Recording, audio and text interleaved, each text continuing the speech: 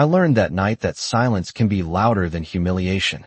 The ballroom glittered like a lie I couldn't afford, chandeliers dripping gold light over people who had never worried about rent or second chances, and I stood there in a dress I had altered myself, the hem still slightly uneven if you looked close enough, hoping no one would notice, hoping he wouldn't notice, but Ethan always noticed when it made him feel superior. His hand tightening around his champagne glass as he called my name too loudly, drawing eyes from every corner of the room.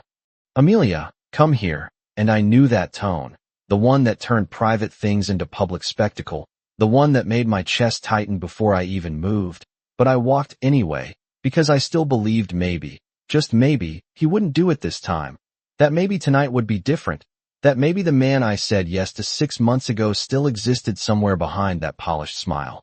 But hope can be a cruel thing when it's misplaced. And the moment I stepped into the center of that circle, I felt it shift, the air, the attention, the way conversations softened just enough for people to listen without appearing obvious, like they were waiting for entertainment, and Ethan gave it to them, raising his glass with a laugh that didn't reach his eyes. "I just wanted to thank Amelia," he said, his voice smooth, practiced, "for reminding me what settling looks like." And there it was, clean, sharp, deliberate. The kind of sentence that lands before you can defend yourself, and the laughter came, not all at once, but in ripples, polite at first, then freer as people realized no one was going to stop him, that this was acceptable, that I was acceptable collateral for someone else's amusement, and I felt every gaze like weight on my skin, my fingers curling slightly at my sides, nails pressing into my palms just enough to keep me grounded, just enough to remind myself not to react. Not to give them more than they had already taken. "You really thought you fit in here?" he continued, tilting his head, studying me like I was a project he'd outgrown. "I mean, look at you." And I did the one thing he didn't expect. I didn't look down. I kept my chin level, my shoulders back. Because if I broke now, if I let it show, then this would be the story they remembered. Not me, but the girl who couldn't handle being told the truth. Except this wasn't truth. It was performance. And everyone here knew it, but no one cared, because it wasn't happening to them. And then came the moment that sealed it, the careless flick of his wrist, the arc of pale gold liquid catching the light before it hit my dress, cool and sudden, spreading across fabric I had spent 3 nights fixing. And the room inhaled, just slightly, just enough to register that something had crossed a line, but not enough to intervene, because lines only matter when power says they do, and Ethan smiled like he had just proven a point. Like I was the example, and he was the lesson. "Oops," he said, "not sorry, not even close," and for a second, just one, I felt it, the crack, the urge to disappear, to shrink, to become smaller than their expectations so I could slip out unnoticed, but something held, something stubborn and quiet that refused to collapse on command. So I stood there, soaked in champagne and judgment, breathing slowly, evenly, refusing to cry, because tears would have been easier, and I didn't want easy. I wanted control, even if it was the last thing I had left, and that's when the room changed, not loudly, not dramatically, but in a way you feel before you understand, like a shift in pressure before a storm. Conversations didn't stop, but they softened. Laughter didn't vanish, but it lost its edge, and I saw it in the way people moved, subtle, instinctive, creating space without being asked. Like something important had entered the room and everyone else adjusted around it without thinking, and I didn't turn at first. I didn't want to look, because I didn't want to hope again, not after what had just happened. But then I felt it, the absence of noise directed at me. The way the attention that had pinned me in place loosened, redirected, and curiosity won.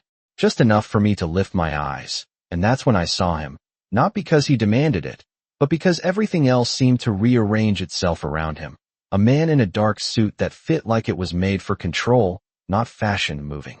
With a kind of quiet certainty that didn't need permission, his expression unreadable, his gaze not scanning the room, not assessing the spectacle, but fixed, steady, and when it met mine, it didn't flinch, didn't look away, didn't soften in pity or sharpen in judgment. It just stayed, like he was seeing something the rest of them had missed, and for the first time that night, I felt exposed in a different way, not smaller, not diminished, but seen, and it was almost worse, because being seen meant there was something to lose, something to protect, and I didn't know this man. Didn't know why he was here or why the room seemed to bend around his presence. But I knew. In the same instinctive way I had known what Ethan was about to do before he did it. That whatever happened next would not be quiet. And somewhere behind me, Ethan was still talking, still trying to recover the attention that had started to slip from his control. But his voice sounded thinner now, less certain, like even. He could feel it, the shift he didn't understand, the moment that no longer belonged to him. And as the man in black took one more step closer, the distance between us closing with measured precision, I realized something that settled deep in my chest, steady and undeniable. This night wasn't over. It had just changed direction, and I was standing exactly where that change was about to begin. Power does not announce itself. It rewrites the room without asking. And I felt it happen in real time as his footsteps crossed the marble floor, slow, measured, each one landing with a certainty that made people shift without realizing why. Conversations thinning into silence not because he demanded it, but because something in him made noise feel inappropriate. And I stood there, still damp from champagne, still exposed, watching as the man I did not know closed the distance like he had already decided where he belonged, like the space between us was his to take. And when he stopped beside me, it was not abrupt, not dramatic, just final, like a sentence that did not need emphasis, his presence settling at my side in a way that made the world feel suddenly smaller, quieter, controlled, and I became aware of details I had missed before, the faint scent of something clean and expensive, the way his suit moved when he breathed, the steadiness in his posture, nothing rushed, nothing uncertain, and then his hand lifted, not toward me, but slightly outward, a subtle gesture that caused Ethan to pause mid-sentence, his voice catching on whatever he had been about to say, confusion flickering across his face as he tried to recalibrate, to understand why his audience was no longer fully his. And that was when the man beside me spoke, his voice low, even, but carrying through the room with an authority that did not need volume. "Who gave you permission?" he said, not loudly, not aggressively, just precisely, like a question that already knew its answer, and the effect was immediate, not explosive, but undeniable, the kind of silence that follows something important, something that cannot be ignored. And Ethan laughed, because that was what he did when he did not understand something, when he felt control slipping but had not yet admitted it to himself. "Excuse me," he said, his tone edged with irritation, trying to pull the moment back into his orbit. But the man did not look at him right away, his gaze still on me, still steady, still unbroken, and for a second, just one, I forgot about the room, about the people, about the humiliation, because no one had looked at me like that all night, not with judgment, not with amusement, but with something quieter, something that felt like assessment without dismissal, like he was deciding something that mattered. And then his attention shifted, finally, to Ethan, and the temperature in the room seemed to drop without changing at all. "I asked you a question," he continued, and there was no anger in it, which somehow made it heavier, harder to push against, and Ethan straightened, instinctively defensive now, his confidence no longer effortless. "This is none of your business," he said, but it sounded thinner than before, like he was speaking into a space that no longer supported him, and I saw it then, the realization beginning to form. The recognition that this was not just another guest, not someone he could dismiss or out-talk, and the man beside me tilted his head slightly, considering, as if weighing whether the response had earned anything more than what it was. "You made it everyone's business the moment you decided to perform," he said, and there was something in the way he said perform that stripped Ethan's actions down to exactly what they were, not power, not control, just a display, and displays can be dismantled, quietly, efficiently, without raising a hand, and the room leaned in without moving, attention tightening around us, and I became aware of my own breathing again, slower now, steadier, like something inside me had found a new rhythm to follow. And then, without warning, his hand moved, not toward Ethan, not toward the crowd, but toward me, and I flinched before I could stop myself, a reflex born from the last few minutes. But he did not touch me immediately, his movement pausing just short, giving me a fraction of a second to register intent, to understand that this was not the same kind of contact I had just experienced. And when his coat settled over my shoulders, the weight of it surprised me, warm, grounding, the fabric soft but substantial, like it carried more than just heat, like it carried decision, and I felt the shift instantly. The way the room recalibrated around that single gesture, the way eyes that had been amused turned cautious, uncertain, because something had changed that they did not fully understand but recognized enough to respect. And I swallowed, my voice finding its way back to me in a whisper I had not planned. "You do not have to do this," I said, because I did not know him, because I did not know what this meant, because nothing in my life had prepared me for someone stepping in without asking for something in return. And he looked at me then, directly, fully, his expression unchanged but his focus sharper, more defined. "I know," he replied, simple, unadorned, and that was all. No explanation, no justification, just acknowledgement, and somehow that made it more real, more intentional. And behind us, Ethan tried again, louder this time, reaching for the control he had lost. "Take your coat and leave," he said, but even he seemed to hear the weakness in it, the way it failed to land, and the man beside me finally turned completely toward him, closing that part of the conversation with a glance that was not dramatic, not threatening, just decisive.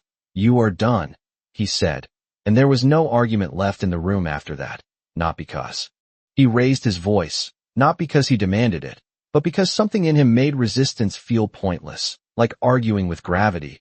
And I felt my fingers curl slightly against the edge of his coat, not holding it, not claiming it, just aware of it, aware of him, aware that whatever this moment was, it had moved far beyond anything I had expected when I walked into this room.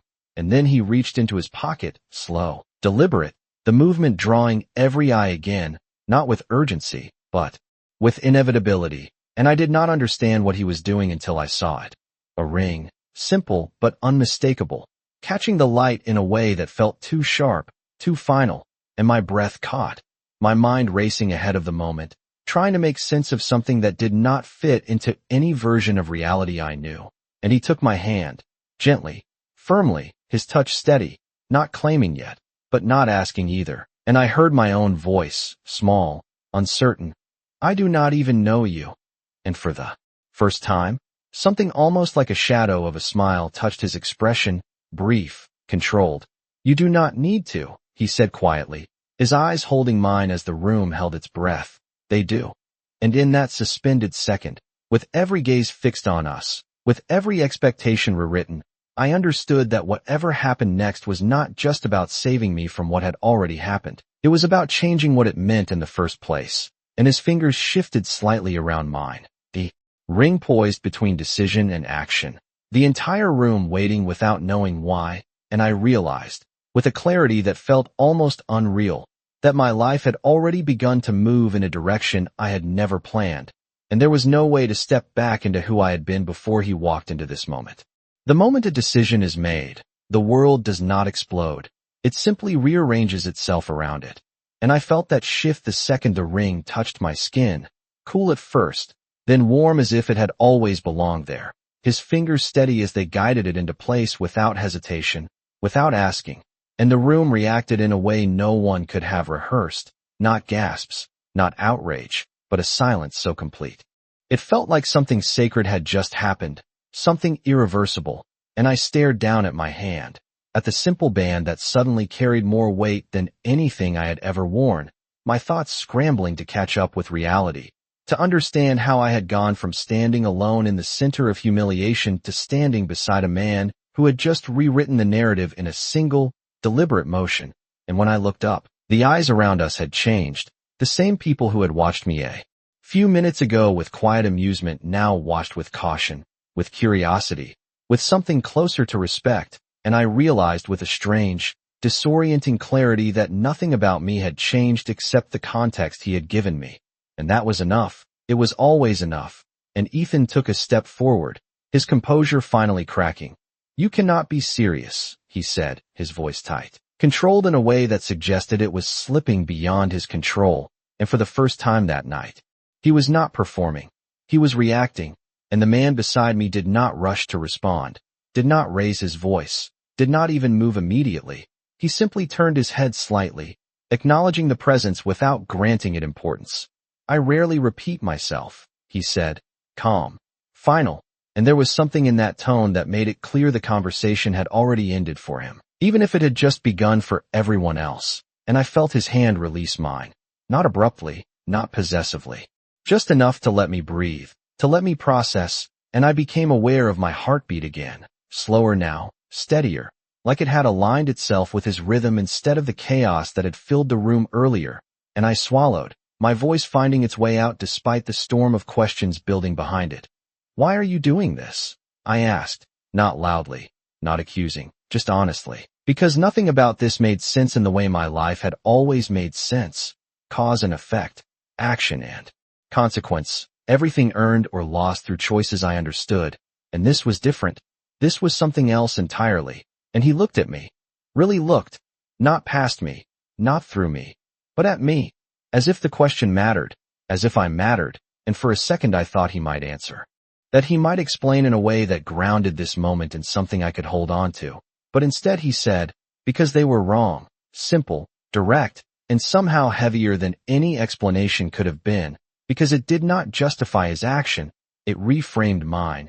It took the narrative that had been built around me and dismantled it without touching me at all, and I felt something in my chest tighten, not from fear, not from embarrassment, but from something unfamiliar, something that felt dangerously close to relief.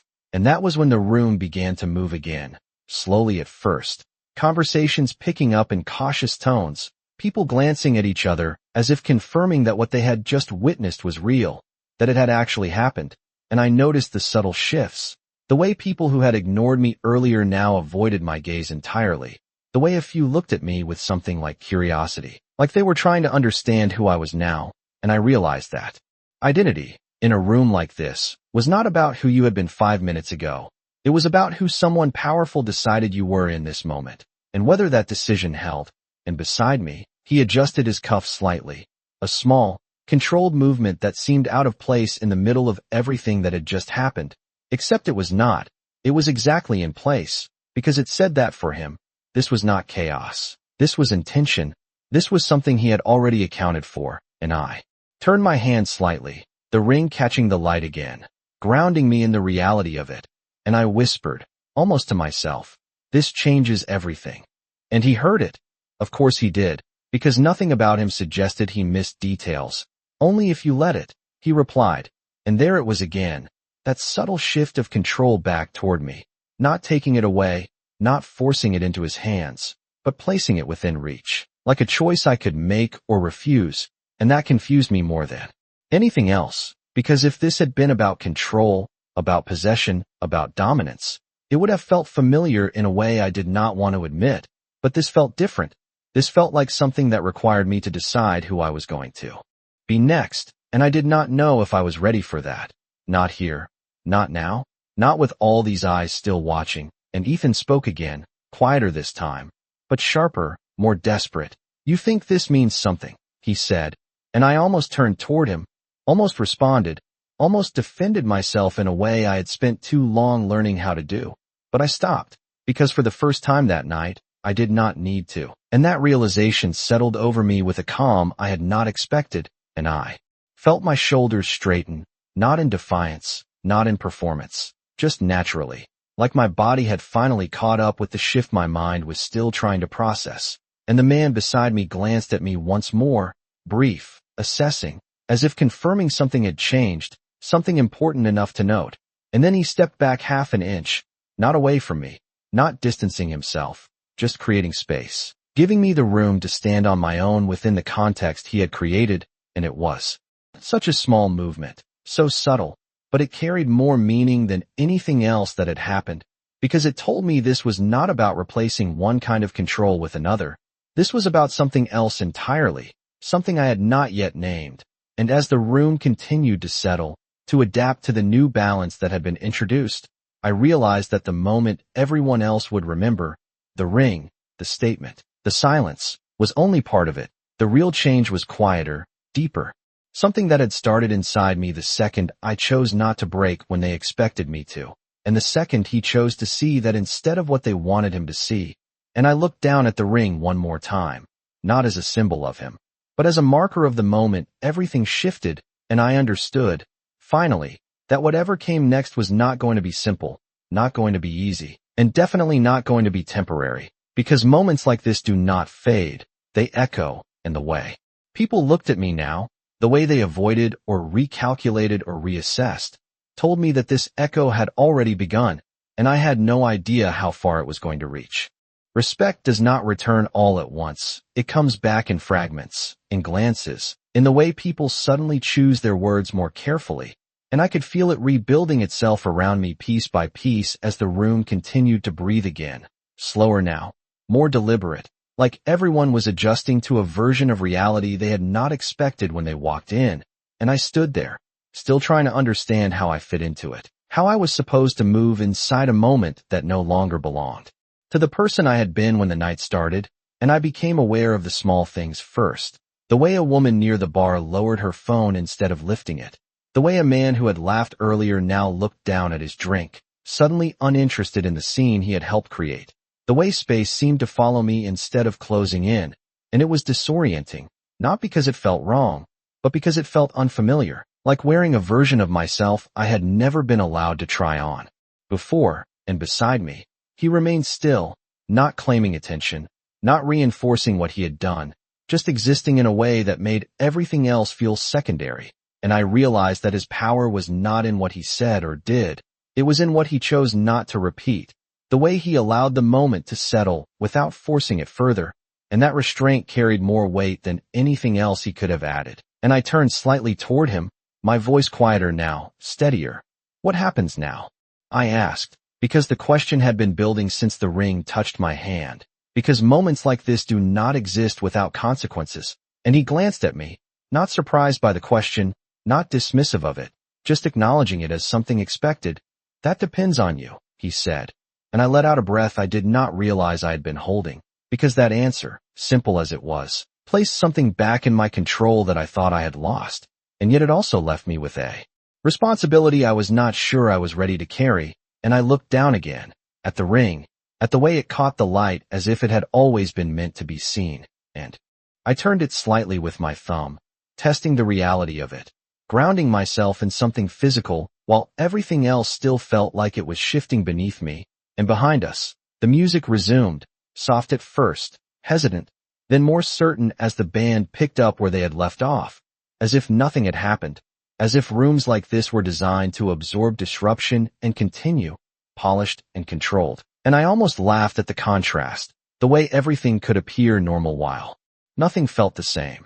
And a server approached, careful, respectful, offering a fresh glass without meeting my eyes directly, and I shook my head, not because I did not want it, but because I did not trust my hands not to betray me yet, and the server nodded, stepping back quickly, and I noticed how his presence shifted even that small interaction, how people moved around him with an awareness they did not show to anyone else. And I wondered, not for the first time, who he really was, what kind of life created this kind of quiet authority, this kind of control that did not need explanation, and the question slipped out before I could stop it. "Who are you?"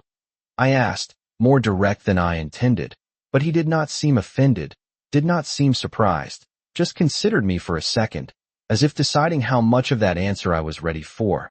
"Someone who does not like watching the wrong story win," he said, and it was not a name, not a title, not anything that would satisfy a practical curiosity, but it told me enough. It told me that this was not random, not impulsive, that there was intention behind his actions that went beyond the surface of the moment, and I nodded slowly, accepting the answer for what it was, even if it left more questions than it resolved, and I became aware again of Ethan, not because he spoke, but because he had stopped trying to, because his presence had shifted from center stage to something closer to the edge, and when I glanced in his direction, he was watching us, not with confidence, not with control, but with something tighter, something unsettled, and for the first time that night, I did not feel the need to respond to that, to explain myself, to justify anything, because the moment no longer required it, and that realization settled into me with a quiet strength I had not expected, and I felt my posture change again,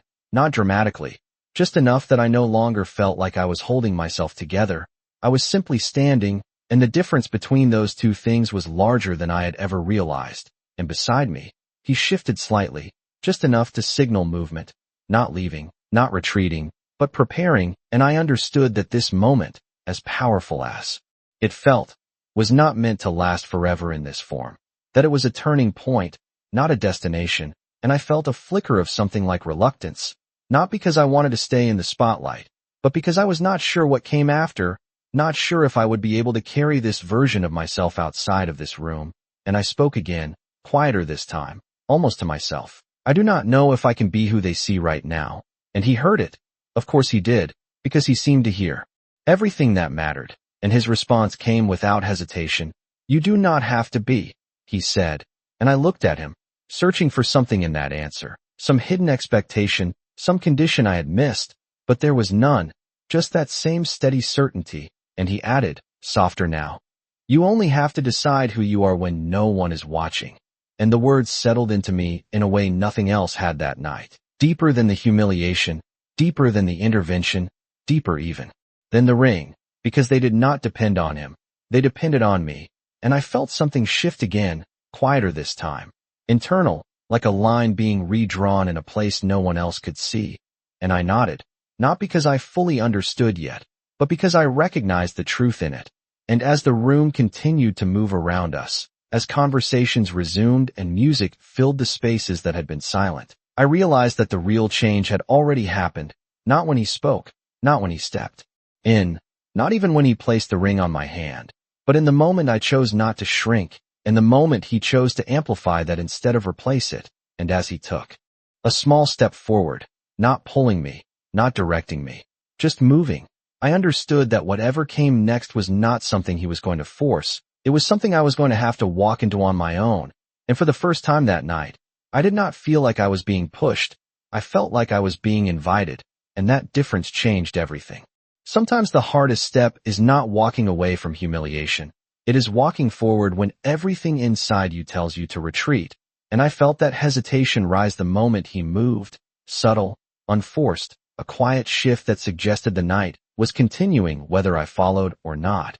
And for a second I stayed where I was, my fingers brushing lightly against the ring as if it might anchor me to the version of myself that had just been created, but anchors can hold you in place just as easily as they can ground you, and I realized that if I did not move now, if I stayed frozen in this moment, then everything he had done would remain exactly that, a moment, not a change, and I inhaled slowly, steadying myself, then took a step, just one, but it was enough to close the space between where I had been and where he was going, and I saw it happen again, the subtle shift in the room as people adjusted, not dramatically, not obviously, but enough that I could feel it, like the current of a river redirecting around a new obstacle, and I walked beside him, not behind, not pulled, just aligned, and the difference between those positions felt larger than it should have, because for once I was not following someone else's direction, I was choosing to move. And that choice echoed quietly inside me with every step, and we reached the edge of the ballroom where the noise softened into something more manageable. The music still present, but no longer overwhelming.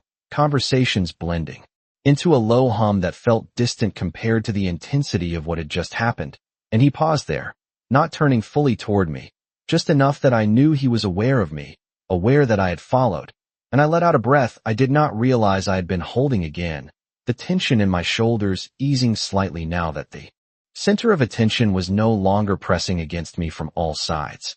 And for a moment neither of us spoke, not because there was nothing to say, but because the silence felt necessary, like a space where everything that had just happened could settle into something more stable, something that would not disappear the second we broke it with words. And I looked down at my hand again, at the ring that still felt both foreign and inevitable. And I turned it once more, slower this time, considering it not just as a symbol of what had happened, but as a question of what it meant, and I finally asked the thing that had been sitting just beneath the surface since the moment it touched my skin, was that real? I said, my voice quieter now, more controlled, not uncertain in the way it had been earlier, but searching, because I needed to understand whether this was a statement meant for them or something meant for me. And he answered without hesitation, it was real enough for them, he said.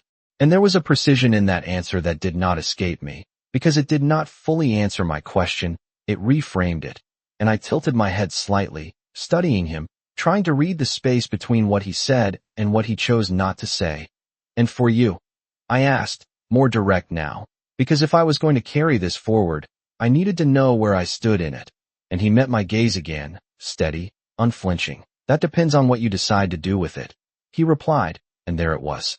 Again, that consistent return of control, not taking, not forcing, just placing the decision back in my hands.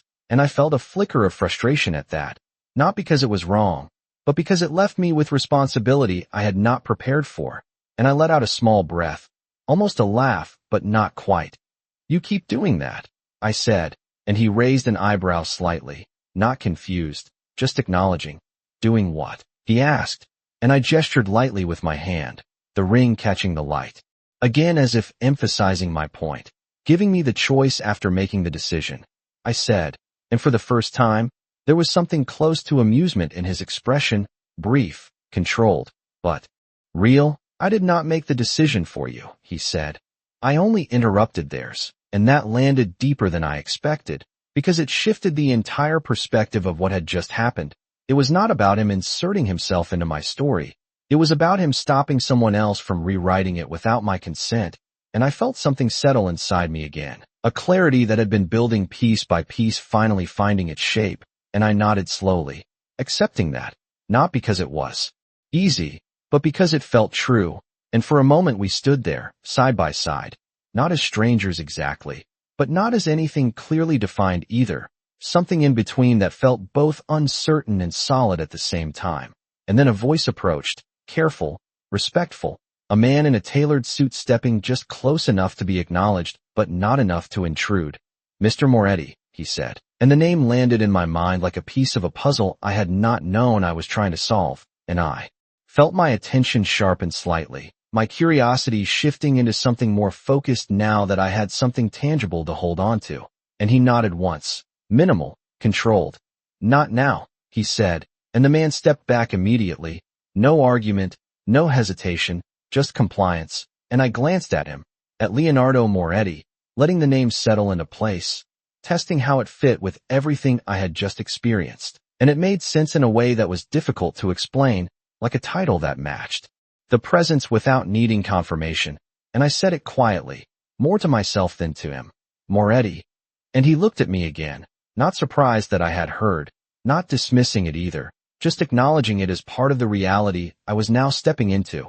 And I felt the weight of that realization, not heavy in a way that pressed me down, but substantial in a way that made everything else feel more defined, more deliberate. And I straightened slightly, not because I needed to prove anything, but because I was beginning to understand the space I was standing in. And he watched me for a second, not evaluating, not judging, just observing the shift, and then he spoke again, quieter now, almost conversational.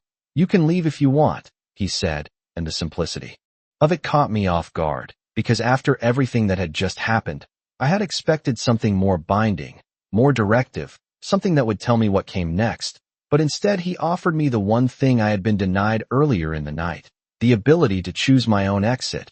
And I considered it, really considered it, the idea of walking out, of leaving this room and everything it now represented behind, of returning to something familiar, something predictable, something safe. And for a moment it was tempting, not because I wanted to forget what had happened, but because I did not yet know how to carry it forward. And then I looked down at my hand again, at the ring that had already begun to change the way people saw me, and I realized that leaving would not undo that. It would not return me to who I had been. It would only delay the moment I had to decide who I was going to be next. And I lifted my gaze back to him, steady now, certain in a way I had not been before. "I am not done here," I said, and something in his expression shifted, not dramatically, just enough to suggest that this was the answer he had been waiting for, not because he needed it, but because it confirmed something he had already seen. And he nodded once, small, deliberate, and in that simple gesture, I understood that whatever came next was no longer about what had been done to me. It was about what I was going to do with it. And for the first time that night, the uncertainty did not feel like weakness, it felt like possibility. The moment you choose not to leave, the room tests you again, not with words, but with eyes, and I felt it the second I said I was not done. the quiet recalculation rippling outward as if the night itself was adjusting to a version of me it had not planned for. And I did not move right away, not because I was unsure, but because I wanted to feel it, the weight of that decision settling into something real, something that would not disappear the moment I stepped away from him and beside me. Leonardo Moretti did not rush, did not guide, did not even look at me immediately, which somehow made his presence more pronounced, like a constant that did not need to prove itself.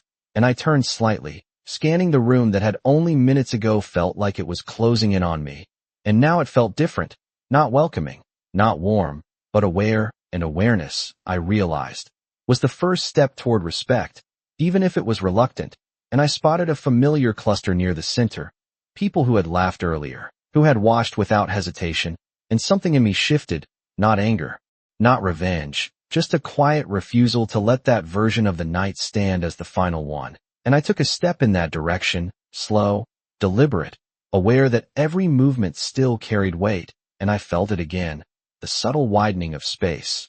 The way conversations softened as I approached, the way people adjusted without wanting to admit they were adjusting, and I stopped just within range, not close enough to intrude, but close enough to be seen, and for a second no one spoke, not because they had nothing to say, but because they did not know what version of me they were supposed to address, and I understood that hesitation. I felt it too, the unfamiliarity of this new position, and I let it sit, let the silence stretch just enough to settle into something meaningful, and then I spoke, my voice even, not raised, not sharp, just clear. "You were enjoying the show earlier," I said, not accusing, not emotional, just stating a fact that did not need embellishment, and a few glances shifted, a few shoulders tightened, but no one interrupted, no one dismissed it, because the context had changed, and I could see it in their faces, the way they were searching for the correct response now that the rules had shifted, and one of them, a woman in a deep blue dress, finally spoke, her tone careful, measured. "We did not realize," she started, and I tilted my head slightly, not dismissing her, but not accepting it either, that it mattered. I finished for her, and she paused, caught between agreement and defense, and I let out a small breath, not frustrated, not disappointed, just acknowledging the truth of it, because rooms like this only recognize importance when it is presented to them in a way they cannot ignore. And I glanced down briefly at my hand, at the ring that had forced that recognition into existence, and then back at them. "It always matters," I said, quieter now, not for them, but for myself, because that was the part one needed to carry forward, not the spectacle, not the intervention, but the understanding that my value had not changed when they decided to see it differently. And the woman nodded slowly, not fully comfortable, but no longer dismissive, and the others followed, subtle, restrained, but present, and I realized that this was what change looked like here, not apologies, not dramatic shifts, but small recalibrations that built into something more permanent over time. And I felt something settle inside me, a quiet confidence that did not rely on the ring, did not rely on him, but had been sparked by both. And I turned slightly, aware of Leonardo's presence behind me, not hovering, not intervening, just there. And for a moment I wondered if he would step in again, reinforce what had been established, but he did not. And that was the point. This part was mine. And I let that realization guide me as I took another step, moving through the space with a steadiness that felt new but not forced, like something I had always had but had never been allowed to use. And the room responded in kind, not dramatically, but consistently, each interaction slightly different from before, each glance carrying a little more weight, a little more consideration, and I understood then that the shift was not a single moment. It was a series of them, building, reinforcing, reshaping the way I existed within this space. And I found myself near the bar, the polished surface reflecting a version of me I barely recognized, not because I looked different, but because I stood differently, and I placed my hand lightly against it, grounding myself in something tangible again, and I caught my reflection. The coat still draped over my shoulders, the ring catching the light, my posture steady, my expression calm, and I almost did not recognize the girl who had walked in earlier hoping not to be noticed, and I heard his voice behind me, not close, not distant, just enough to reach. "You did not need me for that," he said, and I turned, meeting his gaze with something closer to certainty now. Maybe not, I replied, and there was a brief pause. Not uncomfortable, just real. But I needed the moment. I added, because that was the truth. I needed something to break the pattern, something to interrupt the version of myself that had been shaped by other people's expectations, and he nodded once, accepting that without adding to it, without taking credit for it.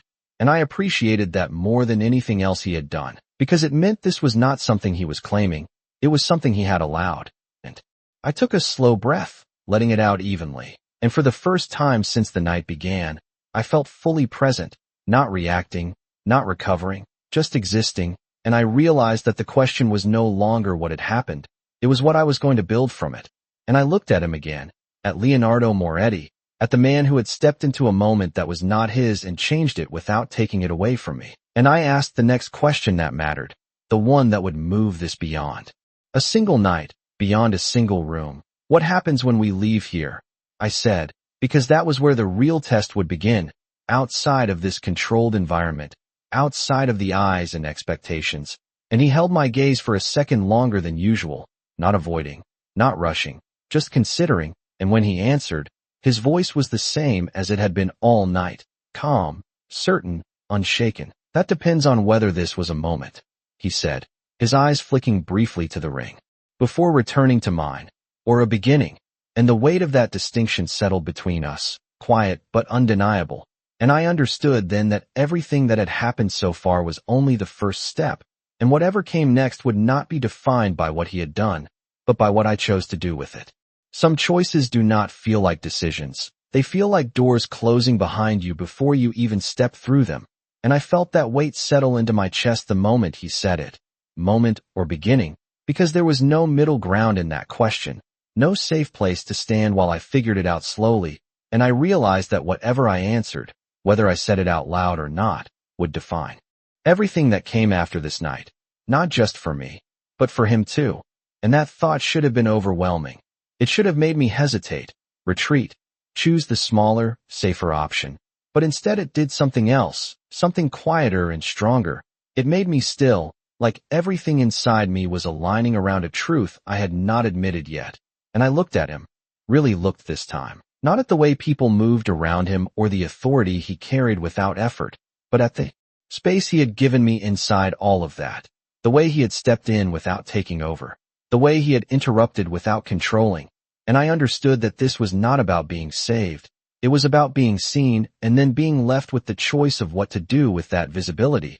And I let out a slow breath, steady, deliberate.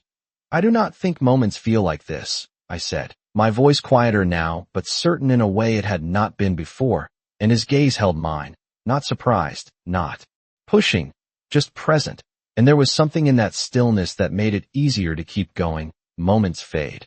I continued, my fingers brushing lightly against the ring again, grounding myself in the reality of what I was saying. This does not feel like something that fades, and the words settled between us, not heavy, not dramatic, just true.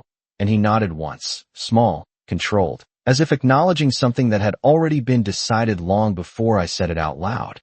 And for a second neither of us spoke, not because there was nothing left to say, but because the answer had already changed the direction of everything, and I felt it, the shift moving outward again, not as sharp as before, but deeper, more permanent, like something that would continue long after this room returned to its version of normal.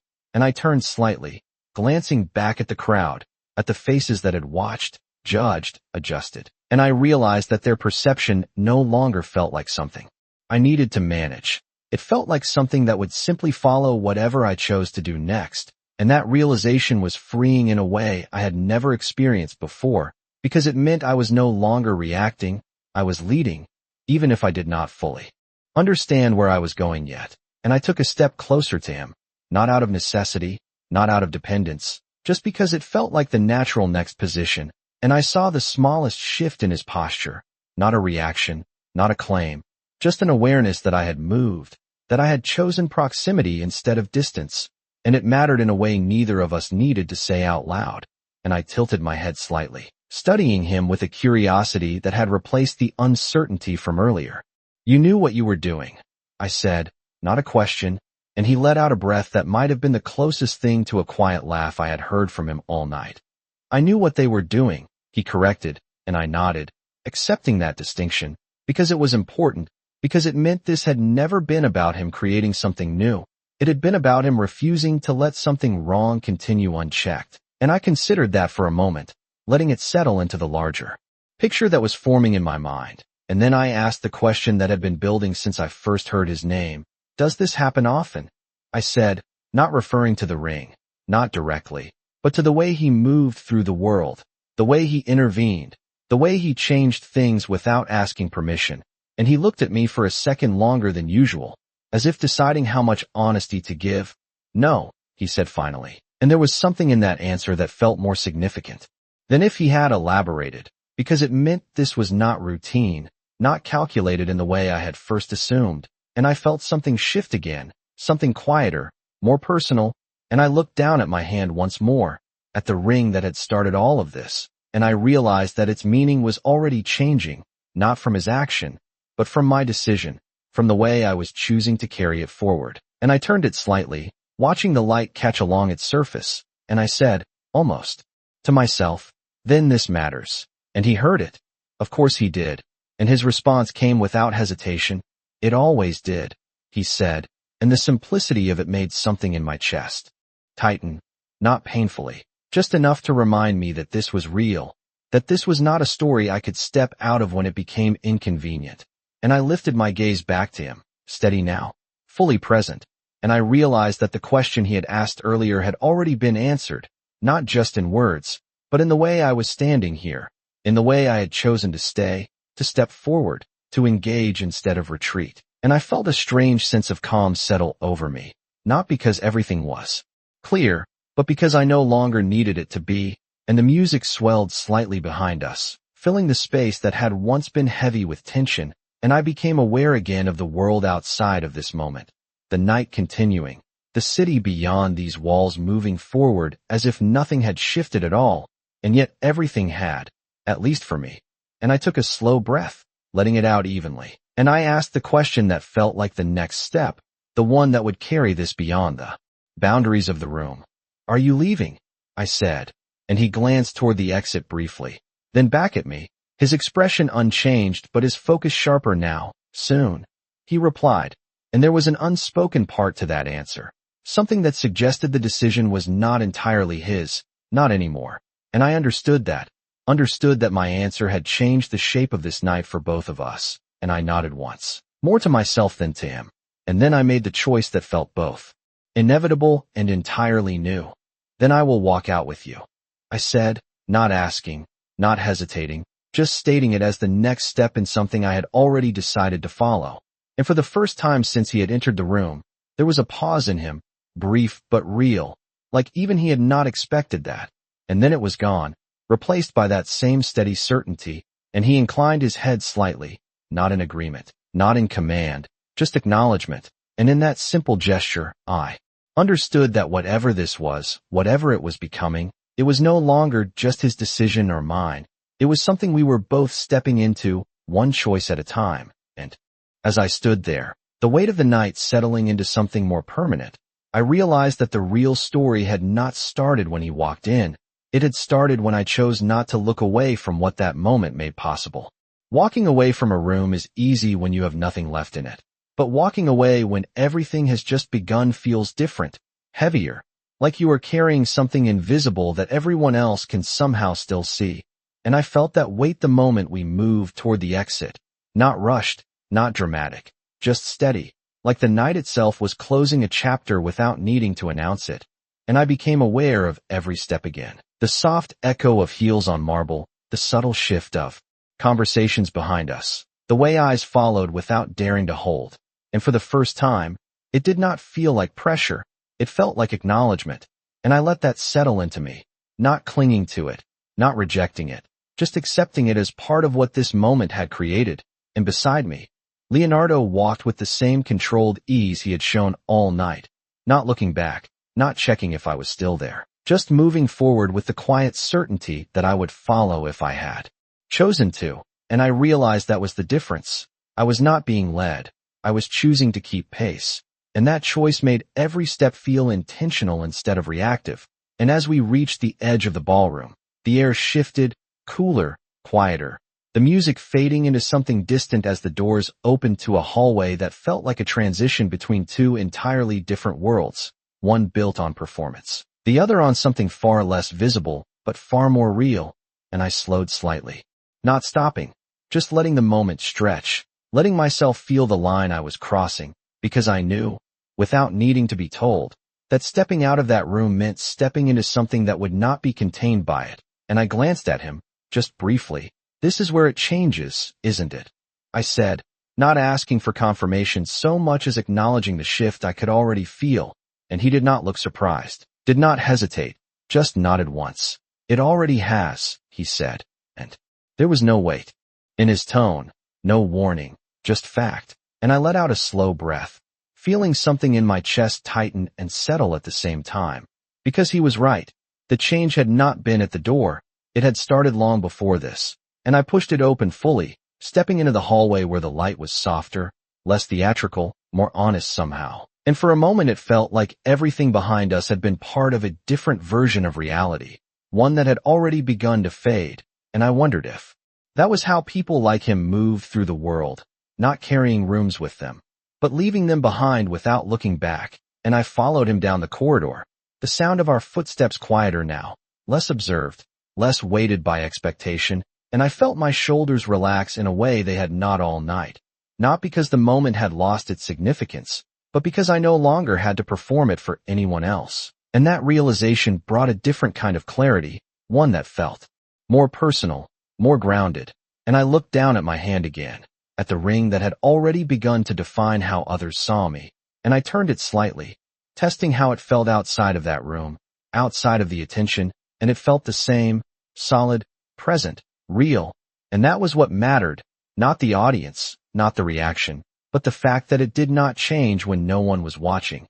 And I lifted my gaze again, catching his profile as he walked beside me, composed, unreadable, and I realized that for all the control he carried, there was something else there too, something quieter, something that had allowed this to happen in the first place. And I asked, before I could overthink it, "Do you always walk away like this?" And he glanced at me briefly, a flicker of something thoughtful in his expression. "Only when staying would change the wrong things," he replied, and I considered that, letting it settle into the space between us, because it was not just an answer, it was a principle, a way of moving through the world that I was only beginning to understand. And we reached the end of the hallway where glass doors opened to the outside, the night air visible beyond, city lights stretching into the distance. And for a second I hesitated, not because I wanted to go back, but because stepping outside felt like crossing into something entirely undefined.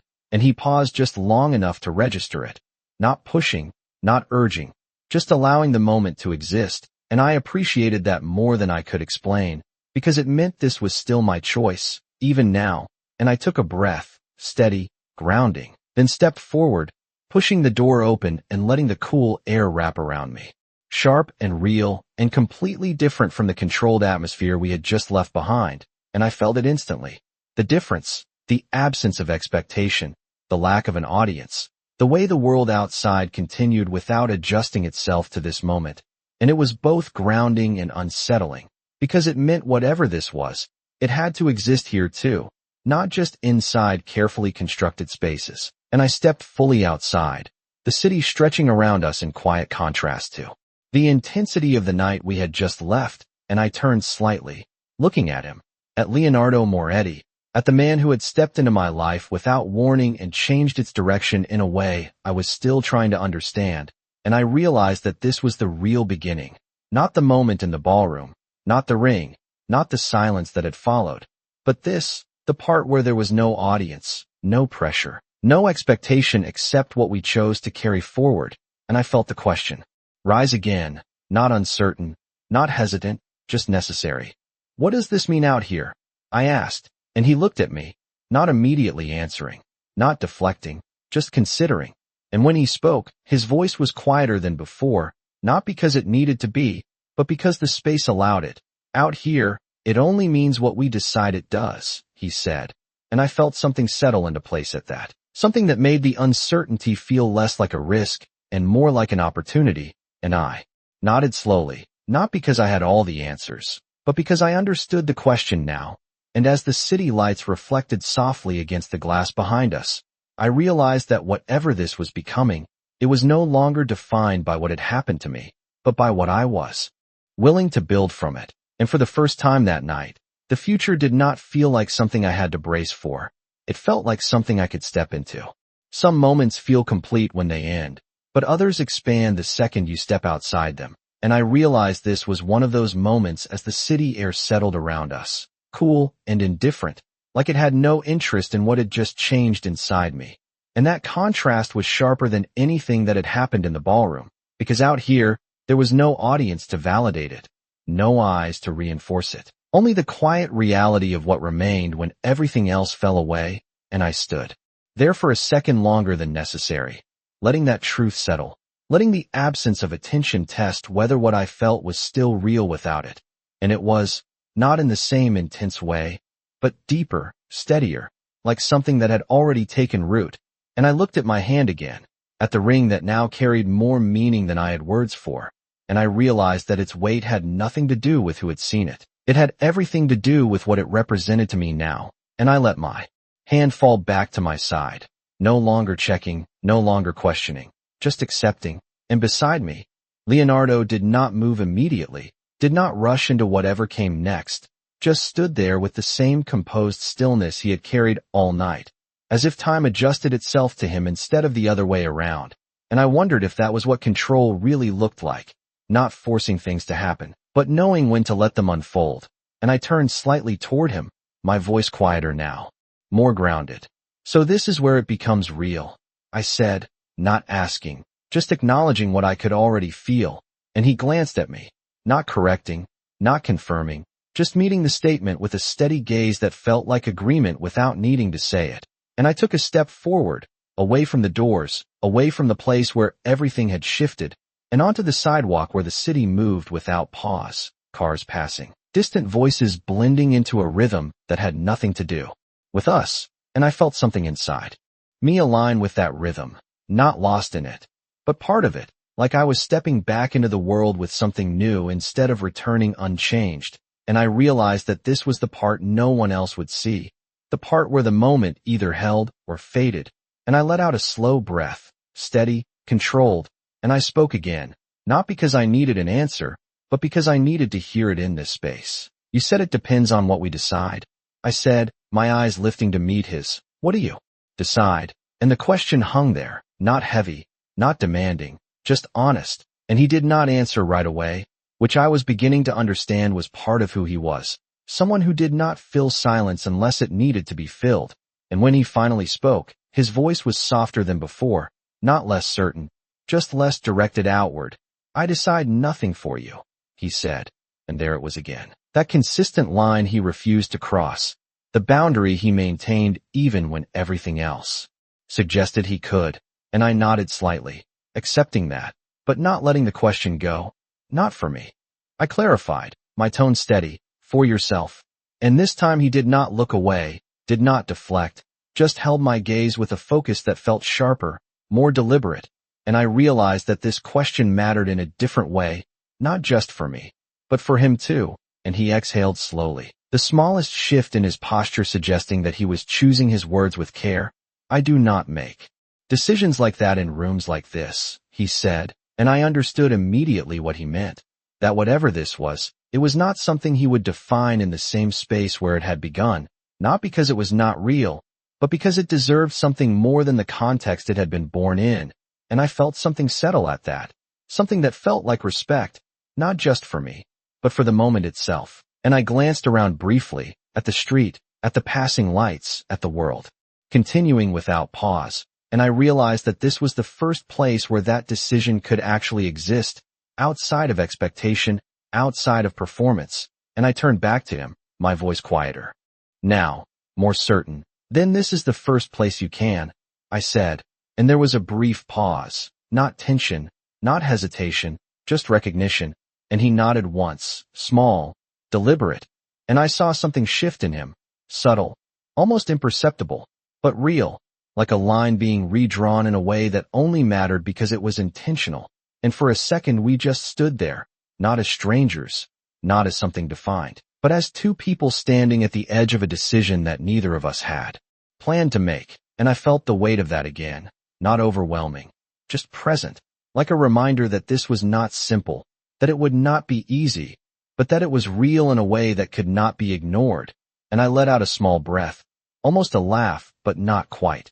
"You realize this makes no sense," I said, and for the first time, there was something close to a smile in his expression, brief, controlled, but undeniable. "It does not need to," he replied, and I shook my head slightly, not disagreeing, just acknowledging the absurdity of it, the way everything had shifted in a matter of minutes into something that felt larger than the time it had taken to create it. And I looked down the street, at the city stretching out in every direction, and I realized that whatever this was, it was not going to stay contained. It was going to follow me, shape things, change things, whether I was ready or not. And I turned back to him one more time, my voice steady, grounded in a way it had not been before. "Then I guess the only question left is whether we pretend this was just a moment," I said, my fingers brushing lightly against the ring again. "Or we find out what happens if it is not." And the words settled between us, not dramatic, not forced, just clear, and he held my gaze, not looking away, not hesitating. And I understood then that whatever answer came next would not just define the rest of the night. It would define everything that followed. And for the first time since this had begun, I was not afraid of that. I was ready to hear it. The answer to a question like that does not come in words first, it comes in the space between two people who both understand that something has already been decided before either of them says it out loud. And I saw it in the way he held my gaze, steady, unflinching, like he was not measuring the risk but acknowledging the inevitability. And for a moment the city around us seemed to fade into something softer, not gone, but less important than the quiet gravity of what was about to happen next. And I realized that this was not about him convincing me or me convincing him. It was about recognizing something that had already shifted into place without permission. And he stepped closer, not enough to close the distance completely, just enough to make the space between us feel intentional instead of incidental. And when he spoke, his voice was calm, controlled, but there was something different in it now, something less distant. "I do not pretend," he said, and the words settled into me with a clarity that left no room for misinterpretation, because it was not just an answer. It was a statement of how he moved through the world, and I felt a slow breath leave my chest, steady, grounding, as I absorbed that, as I let it align with everything I had seen from him so far. The way he had stepped in without hesitation, the way he had refused to take control of what was mine to decide, the way he had drawn a line and held it without explanation. And I nodded slightly, not because I was surprised, but because I understood, and I realized that the second part of my question had already been answered too, not in words, but in the fact that neither of us had walked away. And I looked down at my hand again, at the ring that had started as a statement to the room, but had become something else entirely, something quieter, more personal. And I turned it once, slowly, feeling its weight settle into something that no longer felt temporary. And I lifted my gaze back to him, my voice steady. "Certain, then we find out," I said, and there was no hesitation in it, no uncertainty left to soften the edges, just a decision that felt as real as anything I had ever made. And I saw the smallest shift in his expression, not surprise, not relief, just recognition, like he had expected that answer, not because he assumed it, but because he had seen something in me that I was only just beginning to understand myself. And he inclined his head slightly, a gesture so small it could have been missed by anyone who did not know what to look for. But I did, and it felt like acknowledgement, like agreement without needing to define it further. And for a moment neither of us moved, not because we did not know what came next, but because the moment itself needed to settle into something solid before we carried it forward. And I became aware again of the city, the distant hum of traffic, the glow of streetlights reflecting off glass and steel, the way life continued around us without pause. And it grounded me in a way that felt necessary, because whatever this was, it had to exist here, not just in the heightened space of the night we had just left behind. And I took a small step forward, not away from him, not toward him, just into the space where the decision had been made. and I felt something inside me align with that movement, like a quiet confirmation that I was not stepping into something uncertain. I was stepping into something chosen, and I let out a breath, softer now, more relaxed. So what does that look like? I asked, not because I needed a plan, but because I needed to understand how this would exist beyond the moment, how it would translate into something real. And he considered that for a second, his gaze shifting briefly to the street before returning to me. It looks like not rushing what does not need to be rushed, he said, and I felt a flicker of something unexpected at that, something like relief, because it meant this was not about intensity for its own sake. It was not about forcing something into shape before it was ready. It was about allowing it to develop with the same control he applied to everything else, and I nodded slowly, accepting that, appreciating it more than I expected to, because it meant I could breathe inside this. I could move at a pace that felt real instead of reactive, and I glanced down again, not at the ring this time, but at the space around us, at the sidewalk stretching out. The directionless openness of it compared to the structured environment we had left behind, and I realized that this was where it would be tested, not in a room full of people who adjusted their perception based on what they saw, but in a world that would not change unless we did. And I looked back at him, my expression softer now, less guarded. Then we start with something simple, I said, and he raised an eyebrow slightly, not questioning, just curious, and I let a small smile touch my lips. The first one that felt genuine all night. You walk me home, I said, and it was such a normal sentence, such an ordinary request, but it carried something deeper, something that anchored this entire moment into reality, because it was not about grand gestures or declarations. It was about taking the next step in a way that made sense outside of everything that had happened before, and he held my gaze for a second, considering, and then he nodded once, deliberate.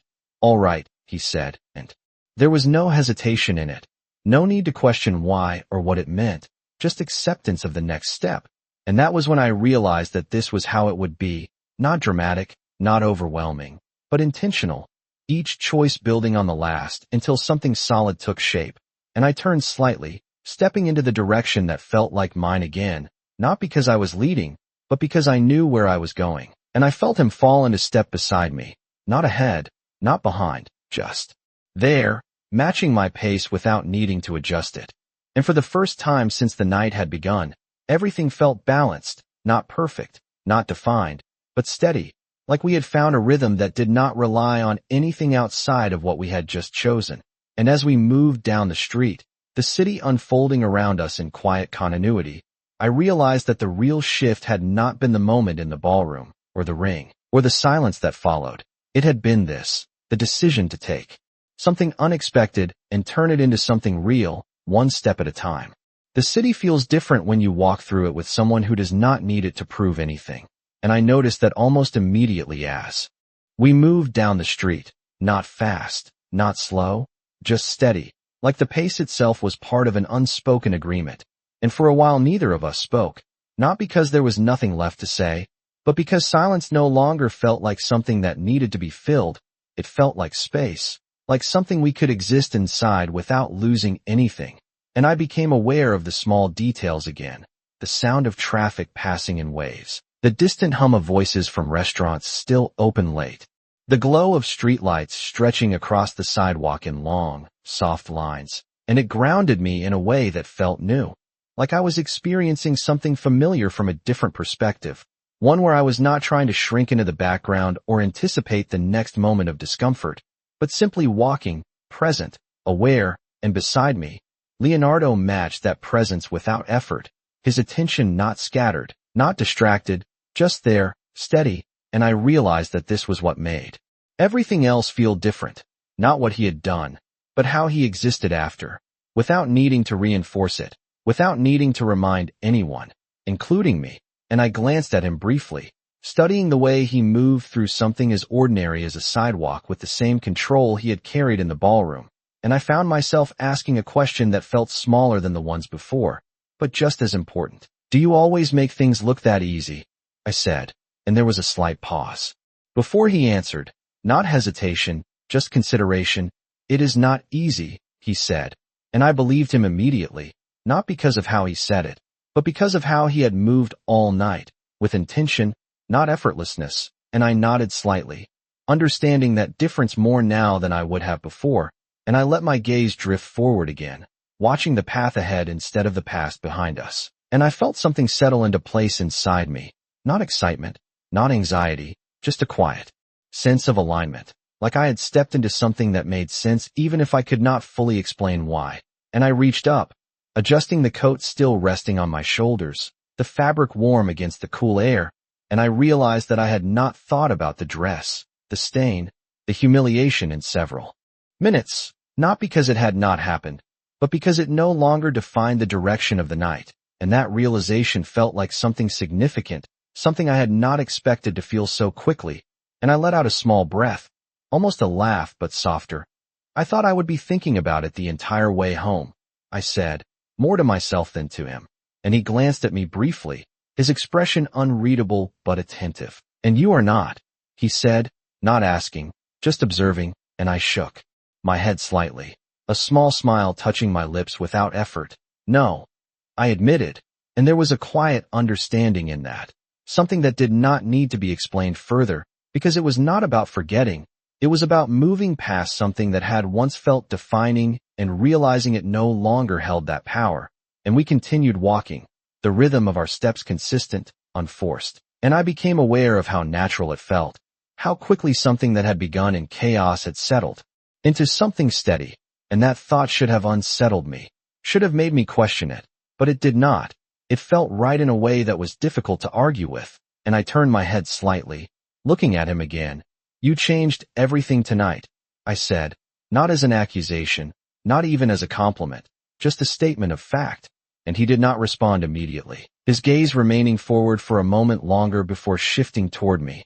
No, he said, and there was no hesitation in it.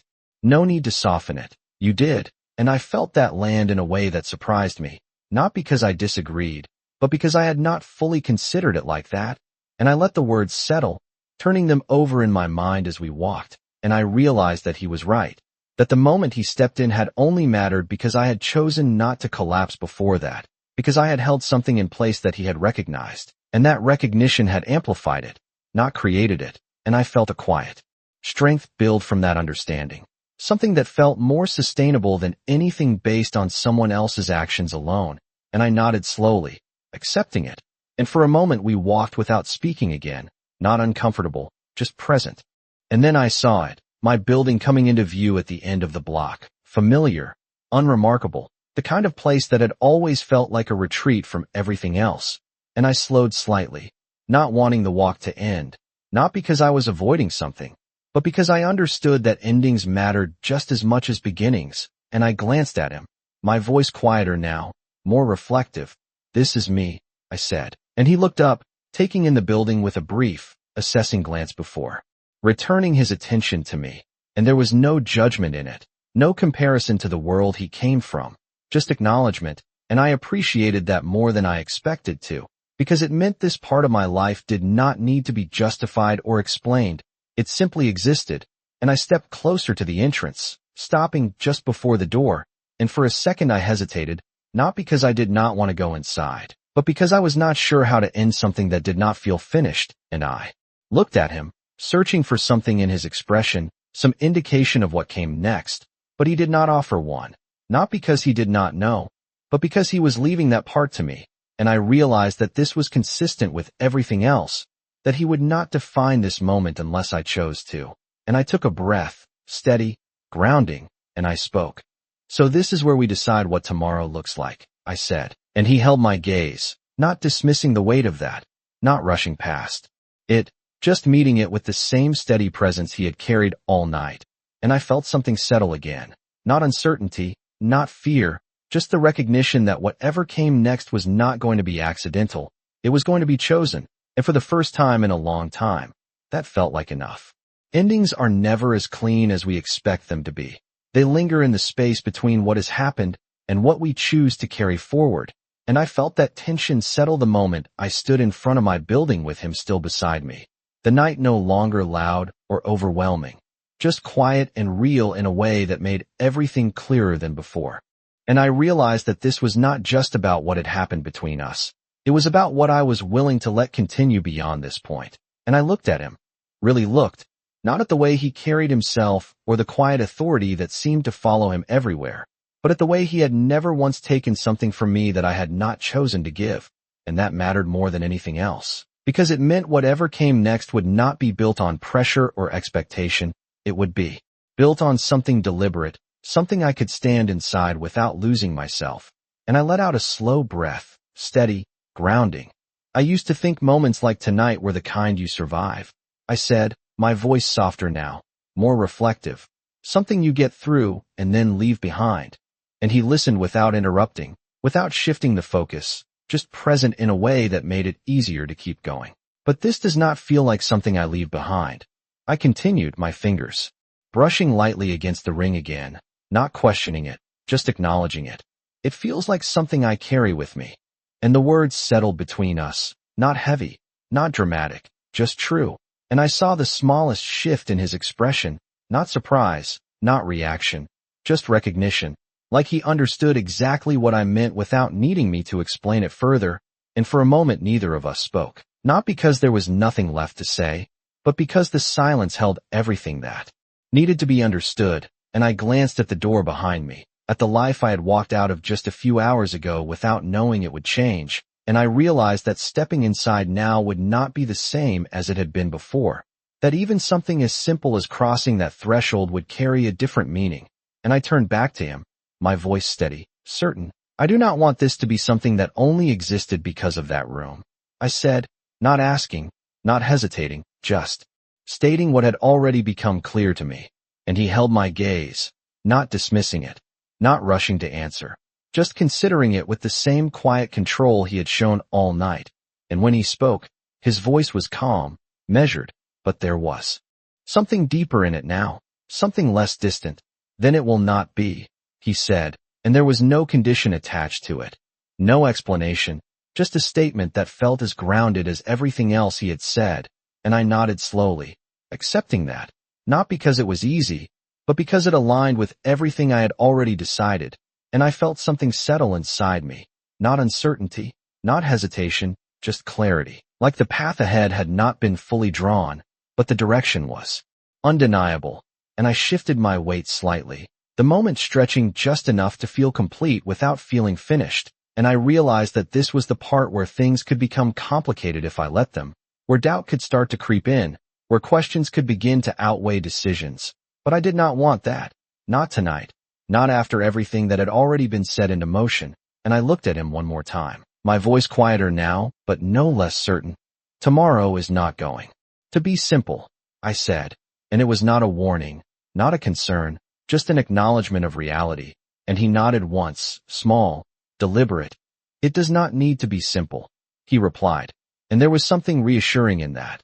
Not because it made anything easier, but because it made it clear that simplicity was not the goal. Understanding was, and I felt a faint smile touch my lips, not forced, not hesitant, just real. And I let out a breath that felt lighter than the ones before, like something had finally settled into place. And I reached for the door, my fingers brushing against the handle, but not pulling it open just yet, because there was one more thing that needed to be said, not because he expected it, but because I did. And I turned back to him, meeting his gaze with the same steadiness he had shown me all night. This is not something I am going to forget in the morning, I said, and there was no doubt in my voice, no uncertainty left to soften the edges of it. And he did not question that, did not challenge it, just acknowledged it with a look that felt like agreement without needing words. And for a moment the world seemed to pause again, not dramatically, not noticeably, just enough for the weight of that statement to settle into something real. And I realized that this was the difference between what had happened earlier and what was happening now. Earlier had been about changing how others saw me. This was about defining how I saw myself moving forward, and that mattered more than anything else. And I opened the door slowly, the familiar space inside waiting just beyond it. And I stepped halfway in, then paused, turning back one last time, not because I was unsure, but because I wanted to mark the moment, to make it intentional. Good night, Leonardo, I said, his name feeling different now, not distant, not unfamiliar, but something that belonged to a story I had chosen to step into. And he inclined his head slightly, that same controlled acknowledgement that had become familiar. Good night. Amelia, he replied. And there was something in the way he said my name that made it feel like it carried more meaning than it had before, not because it had changed, but because I had, and I held his gaze for a second longer, just enough to understand that this was not an ending. Not really, just a pause between what had started and what would come next, and then I stepped fully inside, the door closing softly behind me. And as the sound faded, I realized that for the first time in a long time, I was not wondering what tomorrow would take from me. I was wondering what I was going to choose to build. The quiet after a door closes is never truly silent. It carries everything that just happened and asks you what you are going to do with it. And I felt that the second I leaned back against the door, the soft click still echoing in the small space of my apartment, my hand still resting on the handle like part of me had not fully crossed over yet. And for a moment, I just stood there, breathing, letting the stillness settle into something real, something that was not shaped by anyone else's eyes or expectations, and I realized that this was the first moment of the night that belonged entirely to me. No audience, no reaction, just the quiet truth of what I had chosen, and I pushed myself away from the door slowly, my steps softer now, more deliberate as I moved further inside, the familiar layout of my apartment greeting me in a way that felt both comforting and unfamiliar at the same time, like I was seeing it through a different version of myself. And I reached up, slipping the coat from my shoulders, holding it in my hands for a second longer than necessary, the fabric still warm, still carrying the presence of the man who had placed it there, and I did not rush to hang it up, did not treat it like something temporary. I folded it carefully instead, placing it over the back of a chair like it mattered, because it did, not as a symbol of him, but as a marker of the moment. Everything shifted, and I let out a slow breath, turning slightly as my gaze fell to my hand again, the ring catching the soft light of the room, no longer surrounded by attention, no longer amplified by the reactions of others, just there, quiet, steady, real. And I walked toward the small mirror near the window, stopping in front of it as I studied my reflection, not searching for flaws, not bracing for judgment, just looking. And for a second I did not recognize the girl staring back at me, not because she looked different, but because she stood differently, her shoulders relaxed, her gaze steady, her presence unforced. And I lifted my hand slightly, watching the ring glint under the light, and I felt a strange mix of disbelief and certainty settle in my chest, because none of this had been planned, none of it had been expected, and yet it felt like something that had been waiting to happen in a way I had never allowed myself to consider before. And I leaned forward slightly, resting my hand against the edge of the dresser, grounding myself in the physical world again as my thoughts moved through everything that had led me here, the humiliation, the silence, the way I had chosen not to break, the way he had seen that and stepped in without taking it away from me. And I realized that the most important part of the night was not the moment everyone would remember. It was the one no one had noticed, the second I decided I would not let someone else define my worth, and everything after that had simply built on it. And I straightened slowly, my reflection still holding my gaze, and I spoke, quietly, not to anyone else, just to myself. You are not going back to who you were before this. And the words did not feel like a question, they felt like a promise, and I felt something settle into place at that, something solid, something that would not shift the next time someone tried to test it. And I turned away from the mirror, moving further into the apartment, my steps steady, intentional, and I became aware of how quiet everything was, how still, how different from the intensity of the night outside. And for the first time, that contrast did not feel like an escape.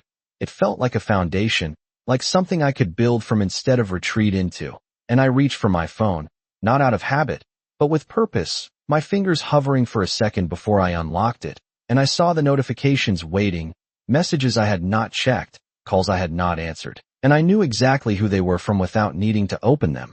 And for a brief moment, the old instinct rose, the urge to explain, to justify, to respond in a way that made everything make sense to someone else. But it passed just as quickly as it came, because I understood now that I did not owe that version of the night to anyone, not anymore. And I set the phone down without opening anything, letting the silence remain unbroken, and I walked toward the window, pulling the curtain back slightly as I looked out at the street below, at the city that had not paused for any of this. And I wondered where he was now, whether he was still standing outside, whether he had already moved on to something else, and I felt a flicker of something at that thought. Not uncertainty, not doubt, just curiosity, and I let it exist without trying to resolve it, because I knew now that not everything needed to be answered immediately. Some things needed to unfold, and I stepped back from the window, letting the curtain fall into place again, and I took a slow breath, filling my lungs with air that felt lighter than it had hours ago, and I realized that I was not waiting for something to happen next. I was ready to step into it when it did. And I moved toward the small table near the couch, picking up a glass of water, taking a sip as I let the quiet settle deeper around me, and I glanced at my hand one more time, at the ring that had already changed the way I saw everything, and I smiled, not because I had all the answers, but because I no longer needed them to move forward, and I set the glass down, my fingers brushing lightly against the surface of the table, grounding myself in the present moment, and I let my gaze drift toward the door again, the same door I had just closed, and I understood something then, something simple but undeniable. Tonight had not been about being chosen, it had been about choosing, and that difference changed everything. And as I turned away, moving further into the space that now felt like something new instead of something familiar, I realized that whatever came next was not going to be something that happened to me. It was going to be something I walked into, one decision at a time. And for the first time in a long time, that felt exactly like where I was supposed to be.